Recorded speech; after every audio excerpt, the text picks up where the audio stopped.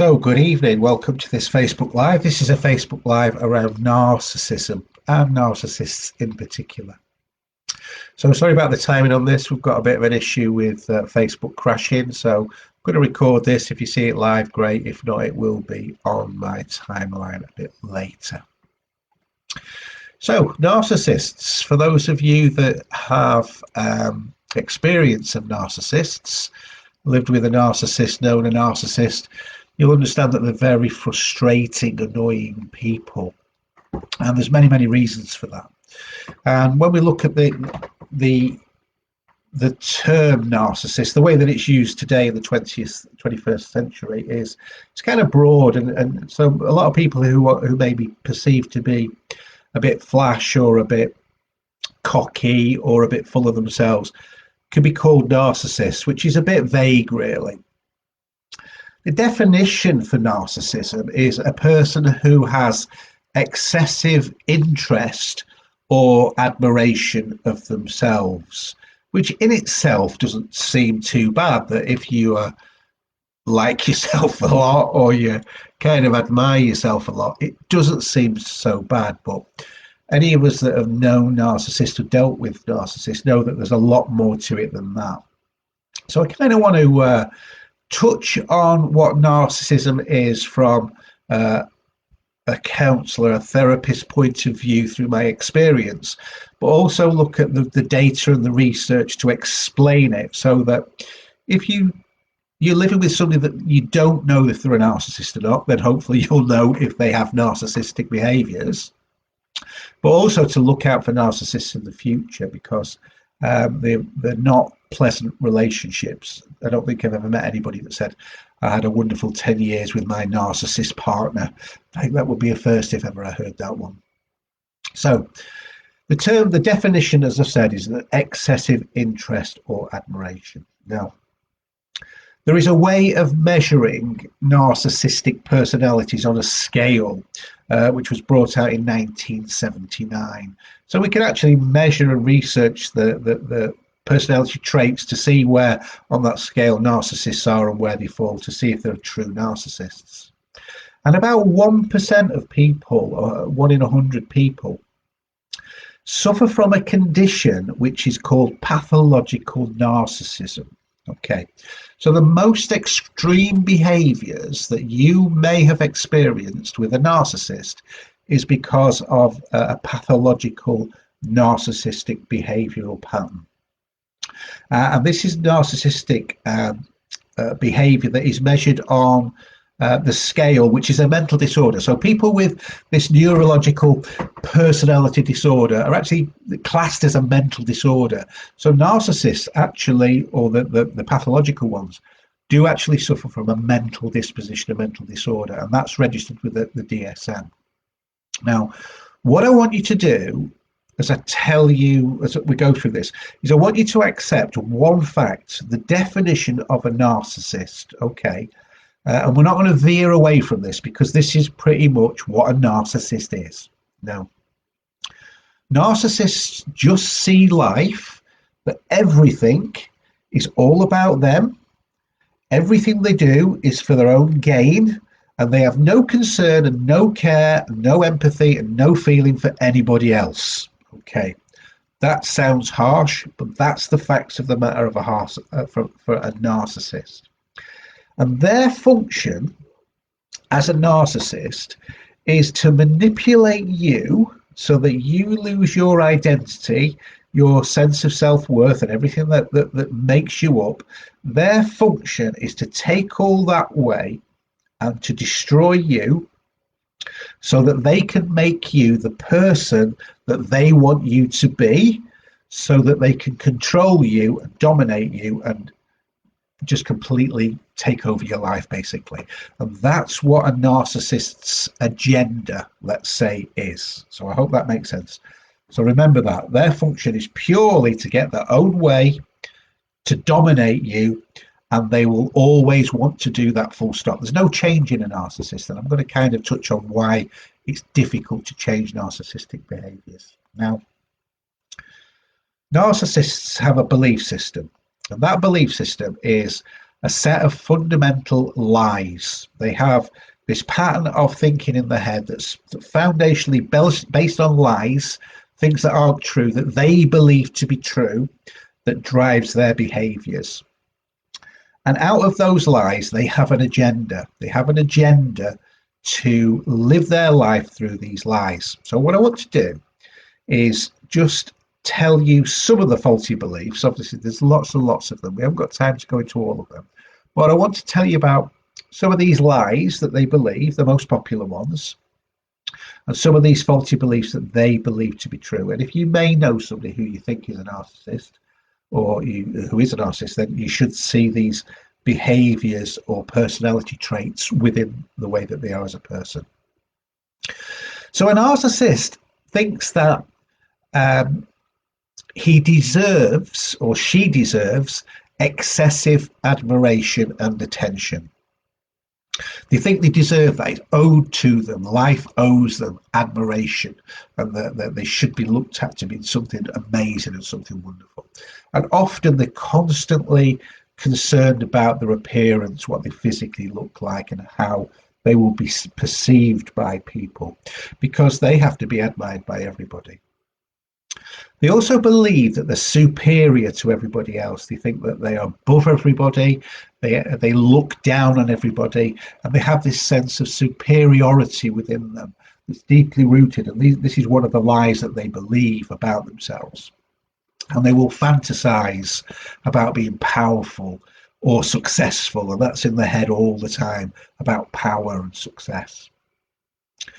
They believe that they deserve the best of everything. They should have the best of everything. And not only that, that they're entitled to the best of everything. They're very entitled people. But they're not only entitled to it, they feel that they shouldn't have to earn it because they are the best that there is, and it should just come to them because the lie tells them that that's what they deserve, they should have it, and they shouldn't have to earn it. So you get the idea of a narcissist being incredibly self-focused, incredibly so much about themselves all the time, and all their attention is on themselves. And they do not care about anybody else. They have no empathy, no care. It's all about them 100%, and that's the focus of the narcissist. So from those lies, these narcissistic beliefs, the lies, the foundational beliefs that create the way that they think and behave, what the narcissist's job is to do is to get you to believe those lies. Okay, that's a narcissist agenda, to get you to think about them the way that they think about themselves. So that means that they have to produce certain kinds of behaviors to get you to think like they think. So popular one is they will always, most popularly, is that a real word? Anyway, they will commonly and mostly exploit personal relationships, and they will take advantage of everyone, but particularly of people they are in close, intimate relations with. So that could be a partner, it could be a sibling, it could be the mother and father, but that's their main target. So they will want to seek out personal relationships, and then within that personal relationship, that's where they're going to do all their main work to take advantage of people and to break them down. And the reason for that is that narcissists have never reached the age of responsibility. They've never gotten in their brain, they've never matured enough to take responsibility. So the kind of adults behaving like toddlers, that they can demand everything and have everything and everything should be given to them. And that's how life should treat them, because they've never triggered the age of responsibility in the brain. And they expect other people to take responsibility for them. And that includes their failings. If they are accused of or deemed to have done something wrong, to fail, then it is never ever their responsibility. It's never their doing. It's always the doing of somebody else. And they will viciously attack people for criticizing them. like a toddler would who couldn't reason because they've never taken on that responsibility. They don't have that capacity to take on that responsibility. So they're very, very immature in the behaviours, in the way that they think and feel, particularly about taking responsibility. We, as responsible people who aren't narcissistic, we have what we call a responsible stability, which means we're able to take on responsibility, and if we do things wrong, then we will learn from those behaviours, and that's how we develop into adults with sensible, mature, understanding behaviours, because we do things wrong and we learn. But of course, a narcissist never does anything wrong in his head. He's always in the right, he's always superior, she's always better than everybody else. So he or she doesn't need to learn anything because they are already top of the tree, they're already superior. So that attitude, that mentality then keeps them stuck in this narcissism, where they mature into that, and that makes their beliefs more rigid and more stuck as they develop, because they're not prepared to take on the responsibility of failing or losing or doing things wrong that they can actually lose from. And that's the difficulty of the cycle that you have in dealing with a narcissist, the fact that they will never take that responsibility. It will always be your fault, and under no circumstances will it ever be their fault. And you try and reason with a narcissist to point that out, and you will know about it. You will get all the reasons under the sun why it is your fault or why it is somebody else's fault, because they don't have in that their head the cogs to say take responsibility. They've never hit that stage in their life. So we control things inwardly. We think about things, we reason, we ration, we work out if we've done it right, if we've done it wrong, what can we do better, and we learn from those things. A narcissist learns externally. He just looks at everything out there and blames everything out there for everything that's going on. And if it's not good enough, then it's their fault. And that's the way that they look, because they don't have this internal mechanism of taking responsibility. They'll often be very envious of other people, and they'll also tend to think that other people are very envious of them as well. They'll display arrogance. A very common theme is arrogance, and that's really born out of the fact that they can't be wrong. And because they can't be wrong, that breeds arrogance, and they come across very arrogant in their behaviours, in the way that they speak. But if they come across somebody who doesn't accept their arrogance and doesn't and will challenge them, let's say, to question them about their behaviours or their arrogance, then they'll really strongly criticise that person and try to tear them down, because that person doesn't believe their lies that they're trying to convince everybody in the world about. And so that will cause them to criticise, to deflect the attention off them, to criticise them or other people, to take that attention away from those lies.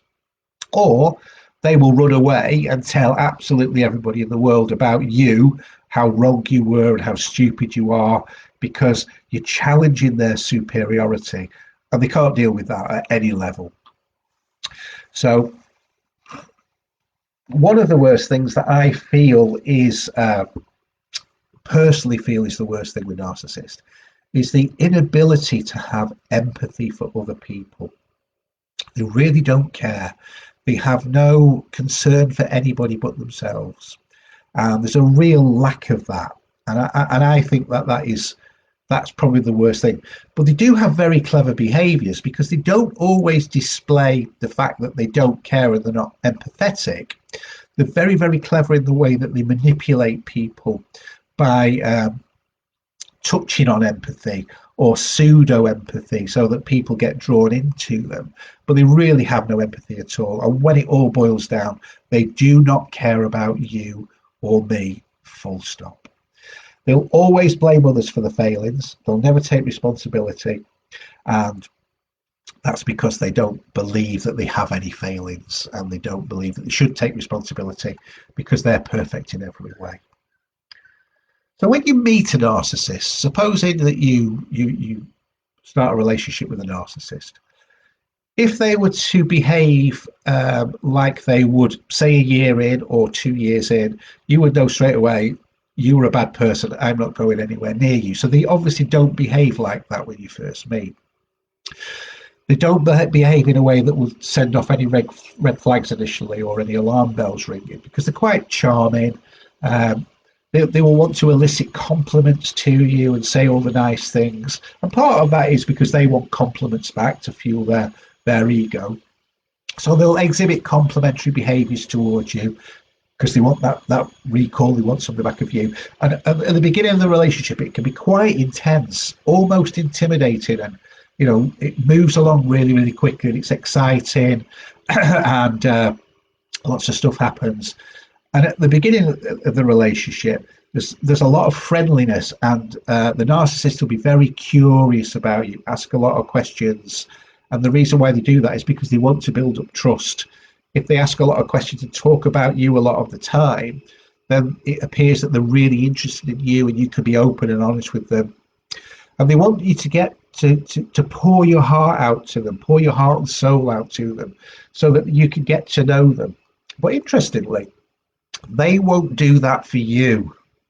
They won't pour their heart and soul out to you. They may sort of pseudo kind of give you some token gestures, but ultimately they never pour the heart and soul out, because that's not their way of controlling. Their way of controlling is to get you in a state where they can learn as much about you as they can, and that is data, that is evidence, because they want that information to find your vulnerability. They want to know where your weak spot is, and they want to be able to turn that against you later in the relationship. Very, very clever behaviour. Then after a while with a narcissist, criticism will start to creep into the relationship, which is kind of the first flag, really. They'll criticise you that you don't quite do things right, or that you shouldn't really speak to that person, or the way that you spoke to them wasn't good enough. Because they have an inflated sense of self-righteousness, that they can do everything better. And what they're saying to the victim is, I look at life a lot better than you do. I can handle things a lot better than you. And you don't need to do that. You can rely on me, and I will do that for you, because I'm the best in the world at everything. And so, forget your strengths, forget your qualities, and fall under my wing, and I will take care of you. But then what they'll do is that they will criticize you behind your back.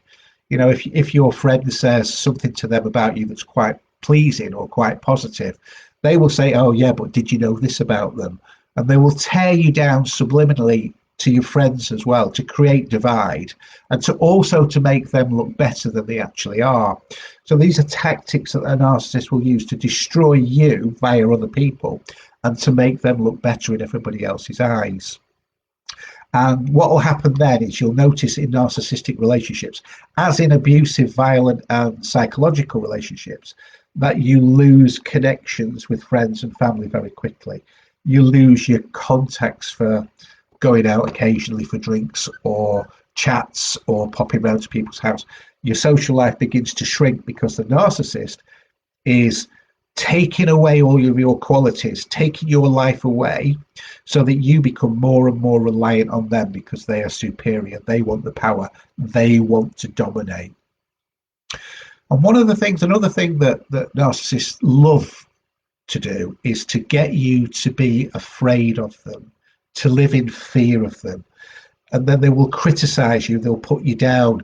And that's all about keeping you in your place. It's all about keeping you down, so that they have that superiority over you, so that you then become weak and vulnerable. You become very, very unfocused, and everything becomes unclear, because you've began to lose your psyche. All the things that held you together are being dismantled slowly by these clever tactics of this narcissist, who just wants everything for himself. And he really doesn't care about you. He's not interested in how you are. It's what he is. It's what he does, to what he believes to be true, and the way that he lives his life. So they need to remain blameless, and they need to blame everything on everybody else, never taking responsibility. And because they have a complete lack of empathy, what that means is they're unable to connect with how you feel. They'll never understand your feelings, because they can't connect with that. And that also means that with that lack of connection of empathy, that they can never find a fulfilling long-term relationship So as much as they want the relationship, because that is part of the controlling mechanism that they have to feed their ego, they can also never be fulfilled in the relationship. So sooner or later, they'll start to branch out to maybe cheat, or maybe see other people, or further criticize you to further destroy the relationship. But there's no fulfillment, so it then begins to become a rapid spiral down of destroying you more, and for them to get more inflated to be able to get on with their life. And that may include cheating, infidelity, etc. So there's a slow dismantling of your resolve and isolation, that you become isolated so that you're completely vulnerable, and you will do anything that they want. And everything must be for their benefit and not for anyone else's. It's all about them and it's all for their benefit. Now, as a relationship progresses, their behaviour towards you becomes a constant playing of mind games. They constantly play mind games, and how they do that is they send out confusing signals. They'll say one thing one day that might seem quite pleasing, and the next day they'll tear you to pieces. And they'll slag all the friends off and slag the parents off and criticise them, and then the next thing they're the best friends with the parents or the best friends, and then they're criticising them again. And all of this for yourself creates a lot of confusion, which is exactly what the narcissist wants, because he doesn't want you to have a mind of your own. He doesn't want you to challenge his lies and his beliefs. So he's going to play these constant mind games all the time, every day, everything he does, with your children, with your relatives, with your friends. And it completely puts you into this state of confusion where you're unable to make decisions for your own life, and it becomes very, very difficult for you. And the reason for the confusion is because if you are confused, you are trapped. If you're confused, you can't see a way forward. We can't map our way forward in our brain. So we become trapped in the relationships. And narcissists, they know that. They know that while you don't have any idea of what's going on, you are trapped. And they can control you exactly how they want to get their own way about everything. Remember, they really don't care. They really don't have any feelings for you. It is all about them. If ever you point out to a narcissist that they have hurt you, or they've offended you, or you feel bad about something they've done, guess whose fault that's going to be? Exactly. Your fault, never theirs. And the most difficult and frustrating thing about that is there is no convincing them at any point, at any stage, at any time, that their behaviour is wrong. Now, you will get token gestures of this pseudo kindness, pseudo understanding, because that keeps the cycle of abuse going. They want to abuse you to sort of hold you, and then abuse you. You'll get upset about it, and then there'll be some kindness in there to start the cycle over again, creating confusion to hold you exactly where you are. But the thing to remember there, if you are in the beginning of a narcissistic relationship and you're not too far in, is that a narcissist or anybody cannot control you unless you hand over the willingness to be controlled. Now, a narcissist has gradually taken all of your self-confidence away so that they can control you. But if you're in a relationship where you feel that's beginning to happen, then challenge it all the time. Challenge the fact that somebody's trying to make you feel bad, or to make you do things that you don't want to do. Challenge it all the time and watch the behaviours. And just by the behaviours alone, you will know that they are a narcissist. So I'm going to leave that there for tonight, because I think I've identified for you what a narcissist is. You may be in a narcissistic relationship. You won't be a narcissist yourself, because you won't have got this far through the video without cursing me and saying what a load of rubbish this is, and switching the video off and criticising me because you're not prepared to face the truth, because I'm contradicting your lies. So you certainly won't be watching this. So tomorrow I'm going to do another video on how to handle a narcissist, and what you should say and what you shouldn't say to a narcissist, which will be a bit tough, really, because to handle a narcissist, you need to be quite self-assured, and you need to be expect the anger and the abusive behaviour. But if you're in a narcissistic relationship and there is physical violence, then the only advice I give you is leave now. Not tomorrow, pack a bag, get out of the house, leave now, because that is just a spiral down to you, well, the worst scenario. So physical violence in any relationship, narcissistic or not, is completely unacceptable. Just get out of it, don't tolerate it, get out of it, kick them out, do whatever you have to do, get your friends around you, don't tolerate that. However, tomorrow I will be talking about how to behave with a narcissist, to not to change them, because that's not on the agenda, but how to stop yourself being destroyed, let's say, how to stop having your self-worth, your psyche taken away, and for you to lose your self-esteem and your confidence and to find that confusion. I'll hopefully be able to give you some tips on how to fight back within the relationship to hopefully help you out.